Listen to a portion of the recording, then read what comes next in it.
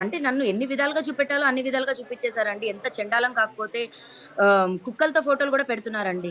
ఇంకెంత వరకు కించపరచాలని? అంటే అతను హీరో అయ్యాడు. అతనికి సపోర్టర్స్ ఉన్నారు. ఇప్పుడు మారుతి గారు సపోర్ట్ ఉంటారని ఇలా చేస్తున్నారా అండి? ఇప్పుడు నాకొక క్వెషన్ అడుగుతాను నేను. ఇప్పుడు చెప్పండి. సినిమా రిలీజ్ కాకముందే, టీజర్ కూడా రిలీజ్ కాకముందే మీ మధ్య జరిగినటువంటి విషయాన్నంతా కూడా ఒక వీడియో రూపంలో ఇప్పుడు పెట్టారు.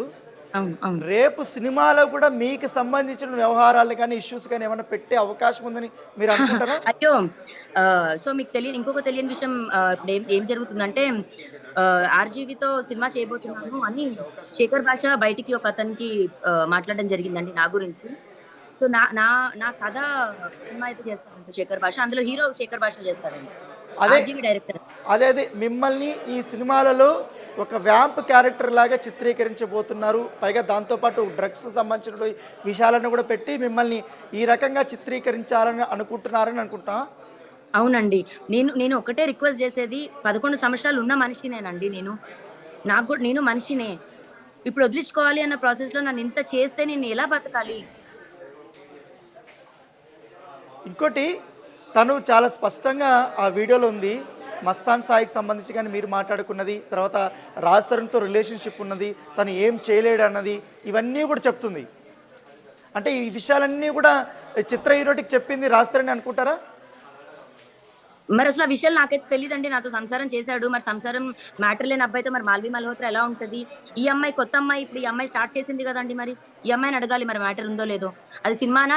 నిజంగా మ్యాటర్ లేదా మరి? ఎవరో యూఎస్ ఫ్రెండ్ అని అంటున్నావెందుకు? నువ్వే డైరెక్ట్‌గా చెప్పు.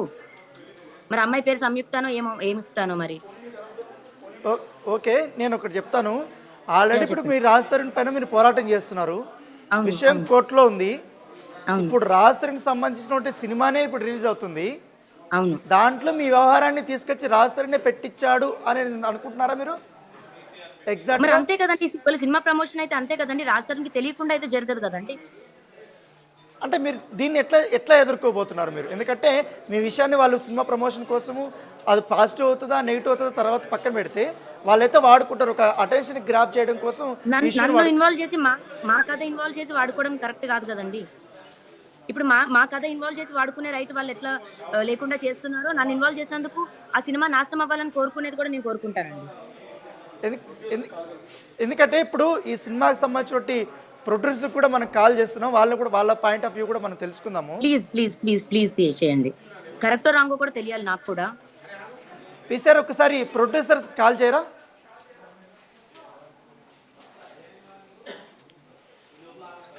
అయితే లావణ్య ఒక మాట చెప్పండి.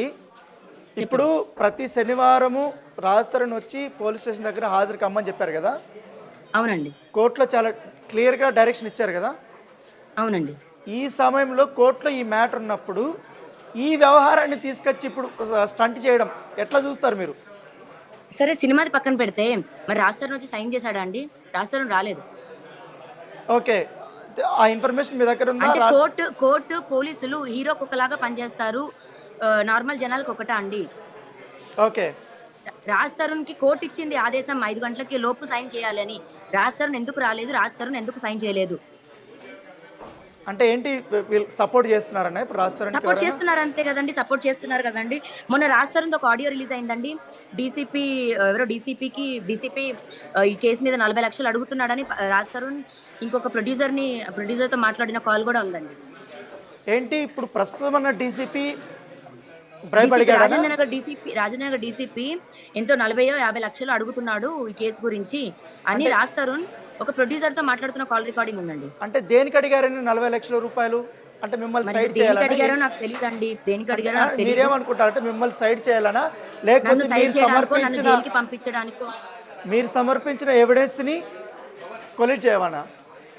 అంతే అయ్యుంటుందండి. నన్ను సైడ్ చేయడానికి అయ్యుండొచ్చు.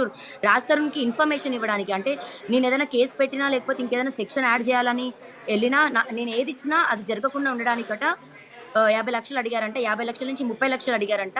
ఆ 30,00,000 కూడా నేను పుచ్చుకోలేనండి అని డీసీపీతో అని రాజ్ తరుణ్ అన్నాడంట. ఆ విషయం తీసుకొచ్చి రాజ్ తరుణ్ ఒక ప్రొడ్యూసర్‌తో మాట్లాడుతున్నాడండి. ఆ కాల్ ప్రొడ్యూసర్ గారు నాకు పంపించారు. ఓకే.